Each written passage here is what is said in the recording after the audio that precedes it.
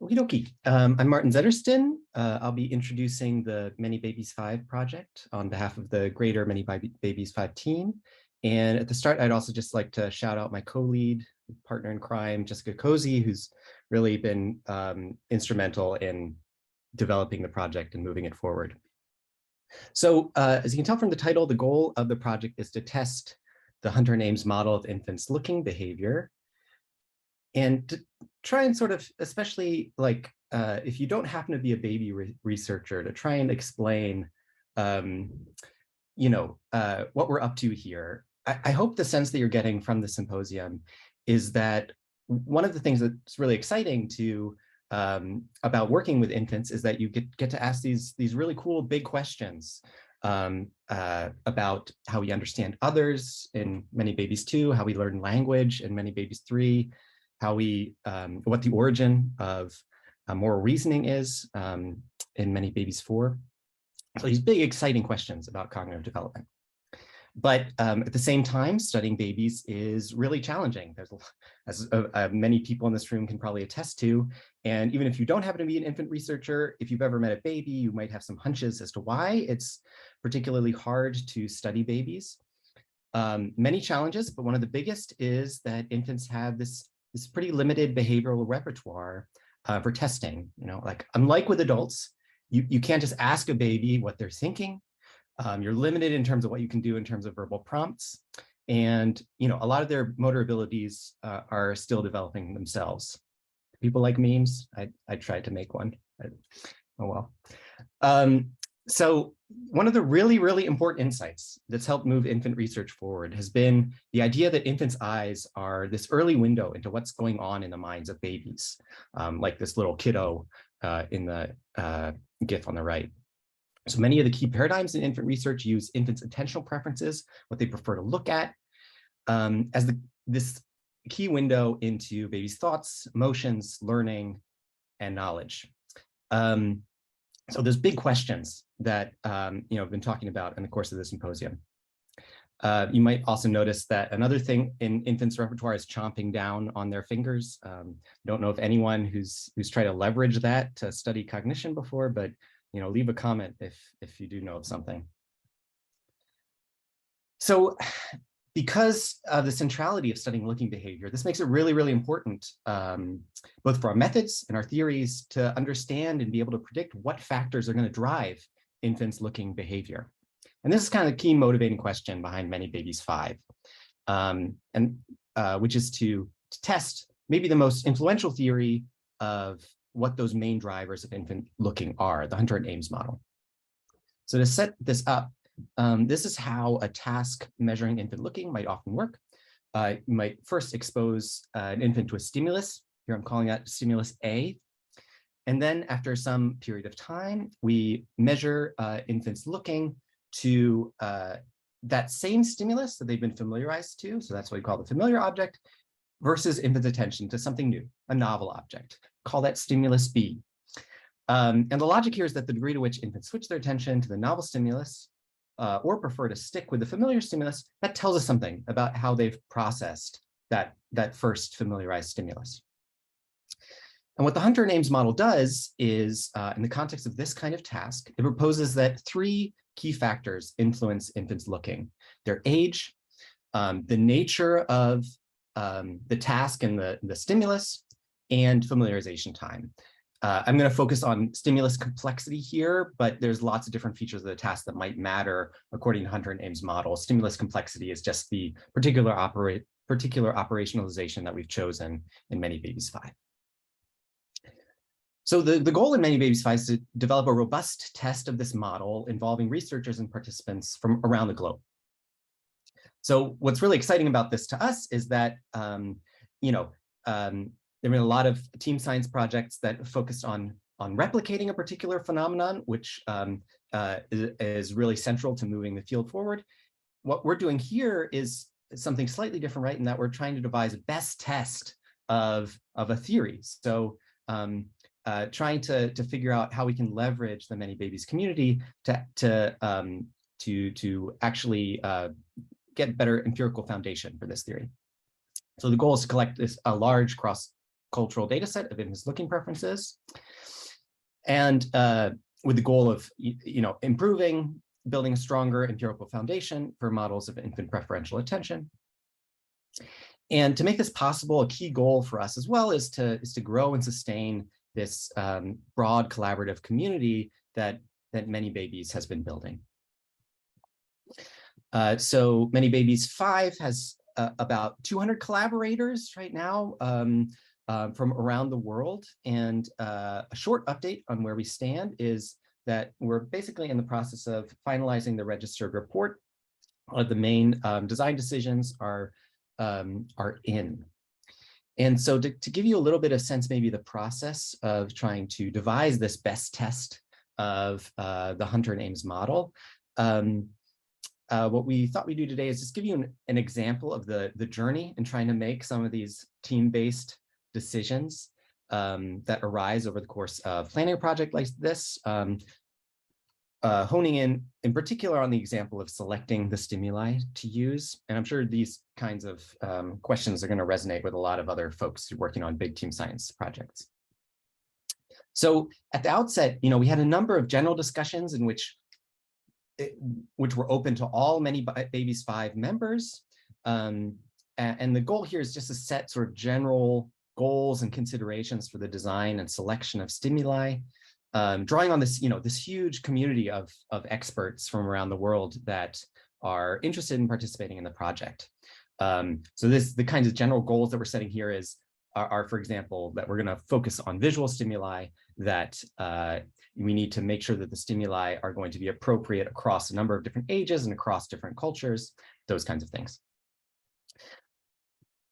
But of course, it would be sort of impractical to try to get into the nitty-gritty of the decision-making process with, literally 100 people in the room. So what we did is we formed a smaller design team, maybe about 15 to 20 contributors and leadership members who met to discuss the key design dimensions and work on collecting a pool of candidate stimuli. And then, there's kind of this back and forth with the larger community getting feedback on some of these interim decisions that the design team is making. So let me get you a sense of the sort of broad class of stimuli that we talked about in the design team. So these are things we talked about, for instance, naturalistic, familiar stimuli. So it could maybe use things like hands and faces. These are very interesting visual stimuli to infants. But of course, there are also items that they're very familiar with. So there's also something to be said for using artificial or novel stimuli that have a bunch of different features that you can manipulate. These all have great names like greebles and fribbles and wuggles. And another sort of broad class of stimuli that we discussed were more abstract patterns and shapes, with the idea of trying to minimize the degree to which there might be some familiarity that infants might vary across cultures in particular. So then you have to take the step to move from discussions about the key dimensions and the candidate stimuli to actually making the stimuli and really getting into the pros and cons of a very particular stimuli. And for that, we formed a smaller sub-team of people, really worked in a hands-on way to design the stimuli, have a more sort of intensive discussion of possible confounding factors and things to consider. And then they would sort of summarize and bring back the key pros and cons to the design team, who ultimately then vote on the final image decisions. So where that process has brought us is to, here some example of the final kind of images. There's sort of a compromise between some of the sort of trade-offs that I was hinting at earlier. And the idea is to kind of have multiple stimulus sets, so both these multi-featured fribbles and these more abstract fractal-like stimuli, in order to try and improve the generalizability of the findings in the ultimate test. All right, and of course, this glosses over a ton of back and forth across all of these various teams. Anybody who's been involved in a team science project can probably attest to the fact that, there's a lot of sort of back and forth and communication that needs to happen. Also huge opportunities to learn, right, from the expertise of an entire community of contributors with different backgrounds and domain-specific expertise. And I'm happy to chat about that more. I feel like a conference like this is the perfect time to kind of reflect on and think about how we can improve these processes of decision making in these, very big team projects. All right, so one of the main goals here is once we have a large-scale cross-cultural data set of infants' visual looking preferences, we'll be able to not only robustly test the Hunter and Ames model, but there's going to be a ton of other useful things about having that data set. I think it'll be helpful for informing design and methods choices in infant looking times studies generally. And we're also really excited about having this large-scale data set to explore and validate different statistical models of infant looking behavior, preferential looking in general. So we think it's going to have a lot of sort of broad insights that will be useful to people studying infant behavior across a lot of different domains. And of course, that brings us back to the sort of the starting point of this presentation, right? Which is that we hope that what Many Babies 5 will help us do is not only understand infants' looking behavior in general, but it'll also give us a sort of more robust foundation for thinking through how to ask these bigger questions about infant cognitive development using looking time methods. All right, and what I'd like to end on is just talking a little bit about our goal of also growing this global community of infant researchers, helping to sustain the Many Babies community that's been expanding rapidly. So what we're doing there is mainly, we've been focusing a lot on how we can acquire additional funding to make it more feasible and manageable for labs around the world, especially under-resourced labs to participate. So a lot of our efforts have gone towards trying to find funding models that can help support not only this project, but also Many Babies efforts in general. We're also a big believer in mentorship networks. So we've sort of piloted a program to connect early career researchers, younger researchers with more senior researchers in the field as a way to also kind of take advantage of this broad network that we're building.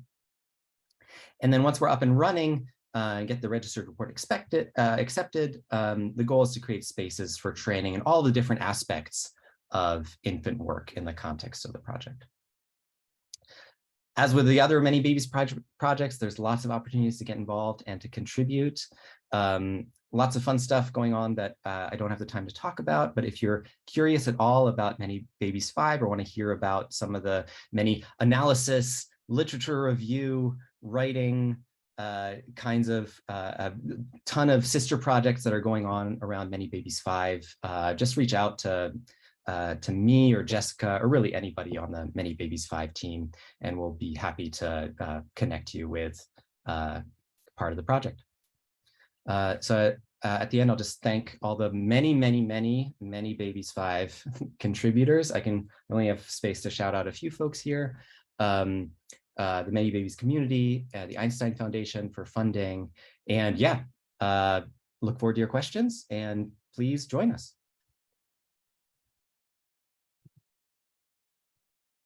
I have a question about the funding. So do you have some suggestions for the funding options for contributing labs? Because we also want to apply some fundings for the spin-off project so more labs can join this large project.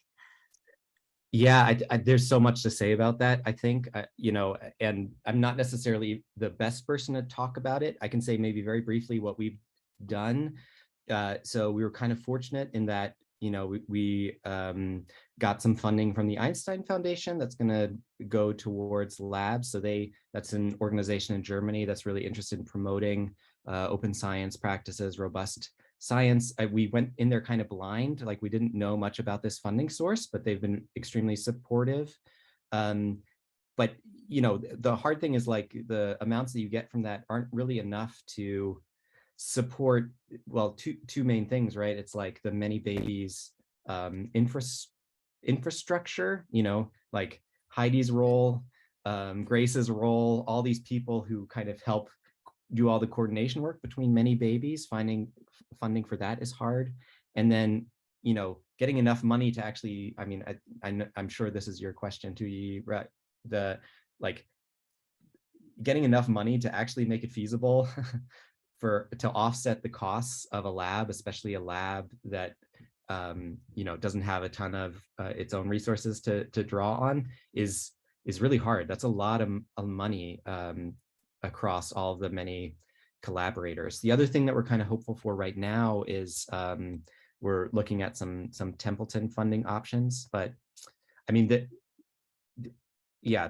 have been a lot of attempts, I think, to get funding for many babies and team science infrastructure in general, and it's getting better, but my sense is it's still hard. I should stop rambling and let other people who know more than me say something about that or end the session. Thank you. Thank you.